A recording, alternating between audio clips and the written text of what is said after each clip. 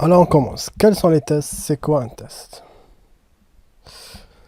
Là, on vous a mis une image, donc je vous laisse un petit peu la lire. Je vais la lire avec vous. Je pense qu'il y a pas mal qui connaissent cette histoire. Et vous verrez, on se posera la question d'où vient le problème. Je m'explique. On a un site web ou un logiciel ou une application mobile à livrer au client. Sauf que durant le projet de conception de cette application, chaque protagoniste du projet, le product owner ou le PO, l'analyste de test, le développeur, les métiers et l'utilisateur final n'ont pas la même vision de ce produit. Ce qui fait que la balançoire qu'on voit dans ces 10 images, c'est pas la même pour chaque vision. Par exemple, comment le client a exprimé son besoin? Il voulait une balançoire avec 3 planches de bois. Comment le chef de projet l'avait compris? Il pensait qu'il voulait qu'une seule balançoire. Comment l'ingénieur l'a conçu? Il a séparé le tronc pour mettre la balançoire au milieu. Comment le programmeur l'a compris? Il a juste attaché une balançoire et elle est par terre. Comment le responsable de vente l'a décrit? Il en a fait un joli canapé, etc., etc., etc. Donc, vous voyez, chacun a une vision différente de ce projet. Et c'est pour ça que parfois c'est un petit peu complexe de livrer ce produit final. Parce qu'au fur et à mesure de la conception de ce produit, il y a des conflits entre les acteurs du projet. Par exemple, entre le PO et les développeurs. Le product owner, il a rédigé un cahier de charge, le développeur a créé le code, et le produit final, c'est pas du tout à quoi s'attendait le product owner. Le développeur, il va dire pourtant, j'ai bien lu ce qu'il y avait écrit noir sur blanc sur le cahier de charge, donc je vous ai fait ça. C'est un petit exemple, et on a plusieurs, mais en gros, c'est ça l'idée. Du coup, on s'aperçoit que du coup, tout le monde n'a pas la même vision du produit final. En conséquence, il y a un bug et des anomalies. On s'aperçoit que d'où vient le problème. Lisez avec moi, 56% des anomalies viennent de la mauvaise expression du besoin. Dès le début, avant même de commencer à concevoir le code pour créer l'application, on a exprimé un besoin. C'est 56% des bugs qu'on a dans ce projet viennent d'une mauvaise expression du besoin. En amont, avant même qu'on a commencé à créer le produit.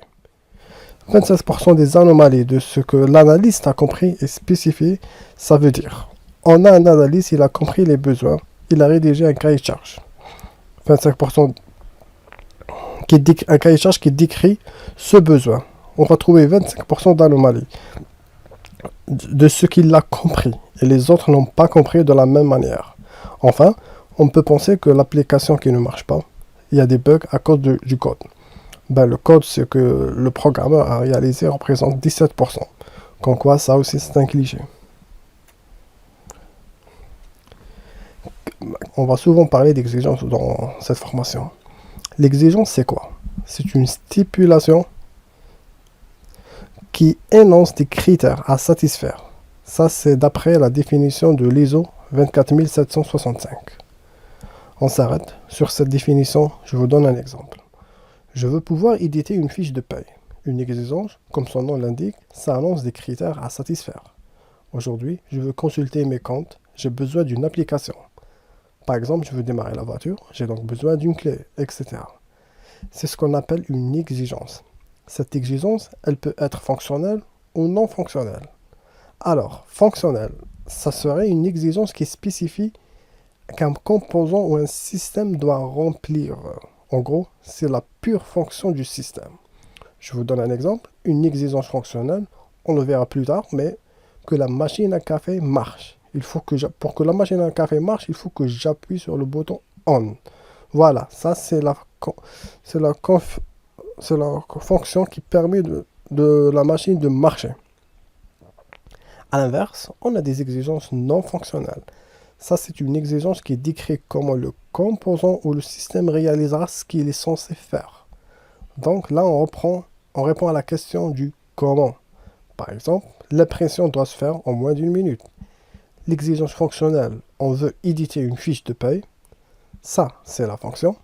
Et l'exigence non fonctionnelle, c'est le comment. Comment je peux éditer cette fiche de paye en moins d'une minute.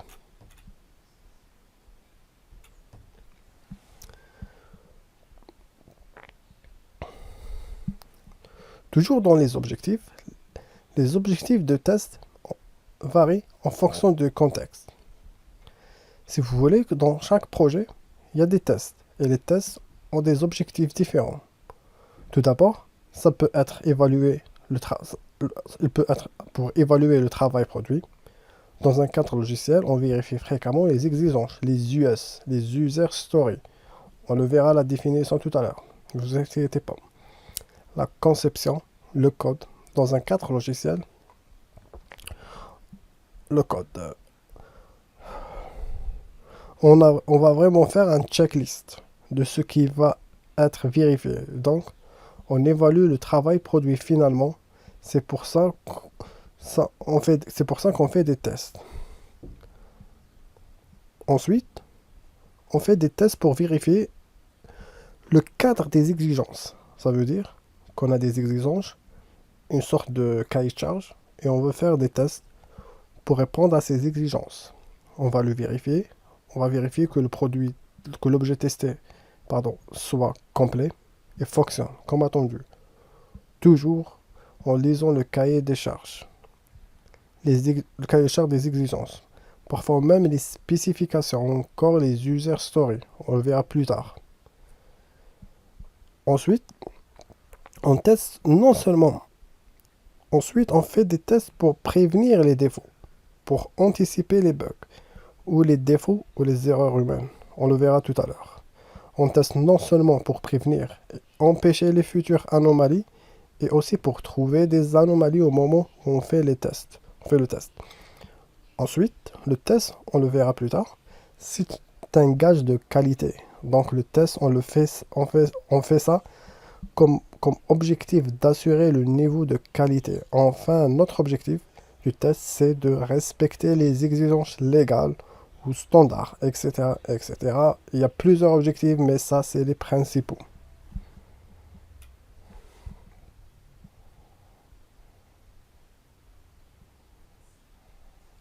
Alors, les objectifs aussi peuvent être réalisés en fonction des phases. Et les phases, elles peuvent varier. Pour le moment, les phases, on ne les a pas encore définies. On les verra dans un autre chapitre. Mais que pour vous, que vous ayez une idée, on fait des tests et chaque test a des objectifs. Et ces tests vont être réalisés à une certaine phase du projet.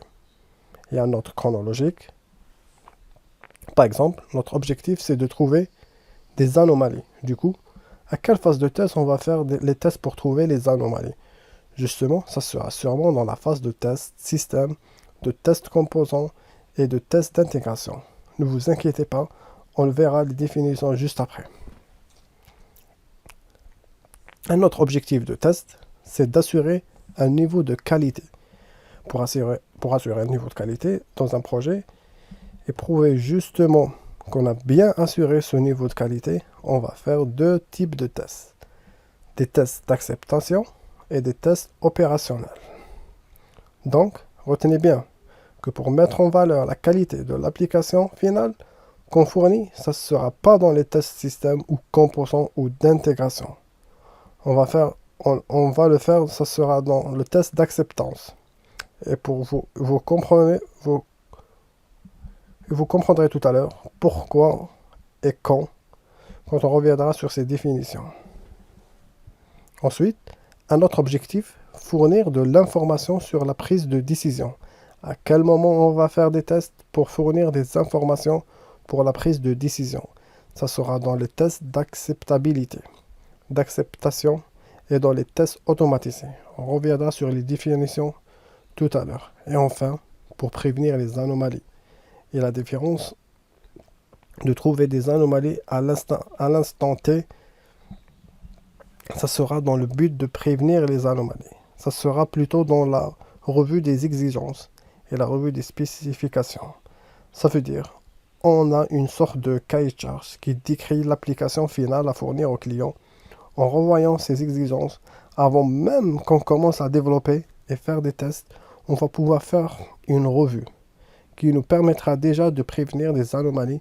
Ça veut dire on va filtrer et éviter des anomalies ou des erreurs, des bugs, etc. juste en faisant une revue des exigences et des spécifications, donc du cahier de charge.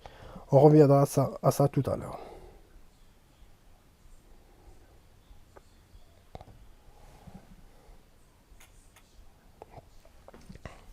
Bon, là on va voir un petit peu la différence entre débugger et tester. On commence par tester, vu qu'il vient avant la phase de débogage. Dans la phase de test, je vous donne quelques étapes. Tout d'abord, couvrir l'exigence. Ça veut dire, on va faire un test et on commence à tester. C'est en fonction de deux choses. Dans un temps réparti à un moment T, qu'on appelle un sprint, mais on le verra plus tard. Donc dans un moment, et ça couvre une exigence précise. Ça veut dire que le chef de projet dans notre équipe, on va faire le point avec lui et il va nous dire, écoutez, dans ce sprint, qui veut dire dans cette période de temps, de test, on a une US. Comment de cette US, on va rédiger des scénarios. De cette US, où on peut rédiger des scénarios à partir de l'exigence ou de la spécification. Et donc, on va tester un endroit précis de l'application. Et nous, on va devoir le transformer en test. Ça veut dire, on a un cahier de charge à rédiger, on a une exigence ou une spécification, une IS, etc. Là, on a une exigence et on doit la transformer en test. Et notre test, il doit couvrir entièrement cette exigence. C'est aussi simple que ça. Quand je vous dis que tester, c'est couvrir l'exigence finalement, notre test, il doit couvrir l'exigence à un instant T. Ensuite, forcément, on va valider le résultat du test. Puis toujours dans l'objectif de tester, c'est d'assurer la qualité. Si vous voulez, dans l'assurance qualité, le test en fait partie. On verra un petit peu plus ça dans les détails dans le chapitre suivant. Et enfin, pourquoi on teste? Aussi, c'est pour montrer les défaillances. Ça aussi, on le verra dans les 7 principes du test. Là, on parle de la phase de test, le débogage. Ça veut dire, dès qu'on détecte un bug, ça consiste à quoi? Là, du coup, on a trouvé un bug, une anomalie ou un défaut. On l'analyse. On a trouvé un défaut. On va essayer de voir si ce défaut n'a pas déjà été trouvé dans une version précédente de l'application qu'on a fournie. On va essayer de voir si c'est lié au code, à cause de l'environnement sur lequel on a testé, qui ne fonctionne pas peut-être. Est-ce que si je refais les tests, il va marcher ou j'ai toujours ce défaut? On va aussi tâcher de l'éliminer. Là, on va voir qui peut l'éliminer. Là, en général, c'est plutôt les développeurs, mais pas forcément que les développeurs. Et donc, voilà à quoi ça correspond la phase de débogage. Donc, on trouve un bug, on analyse, on élimine.